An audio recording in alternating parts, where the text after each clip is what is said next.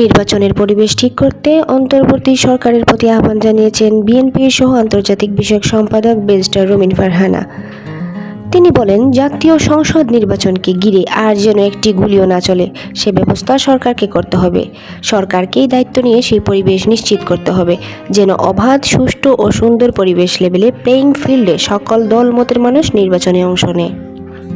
শনিবার 13 ডিসেম্বর সন্ধ্যায় ব্রাহ্মণবাড়িয়া রাসুগঞ্জে বিএনপির চেয়ারপারসন বেগম খালেদা জিয়ার আরোগ্য কামনায় দোয়া ও শরীফপুর আইডিয়াল হাই স্কুলের উদ্বোধনী অনুষ্ঠানে প্রধান অতিথির বক্তব্যে এসব কথা বলেন তিনি।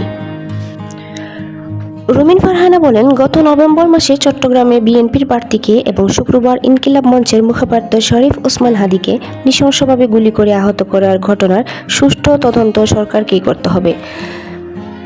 ইতিমধ্যে ওসমান হাদির উপর হামলাকারীর ছবি ফেসবুক সহ সামাজিক যোগাযোগ মাধ্যমে বেশি বেড়াচ্ছে। তিনি আরও বলেন, আমরা বিশ্বাস করি সরকার চাইলে এসব নৃশংস, খুনি, মাস্তান ও দুর্বৃত্তদের 24 ঘন্টার মধ্যে ধরতে পারে। তাই সরকারকে বলবো, আইন শৃঙ্খলা বাহিনী সহ পুলিশ প্রশাসন থেকে শুরু করে সেনাবাহিনীও মাঠে আছে। তাই দ্রুত হামলাকারীদের আইনের আওতায় আনতে হবে। তা না হলে আসন্ন জাতীয় সংসদ নির্বাচন অবাধ, সুষ্ঠু ও নিরপেক্ষ নির্বাচন হবে না। বিএনপির নেত্রী বলেন, সর্ষের মধ্যে বুট হয়ে সরকারের কোনো অংশ যদি নির্বাচনে বিলম্বিত করতে চায়, তাদের অতিবিলম্বে চিহ্নিত করতে হবে। কারণ বাংলাদেশের মানুষ শান্তি, নিরাপত্তা ও স্বাধীনভাবে নিজেদের মত প্রকাশ করতে চায়।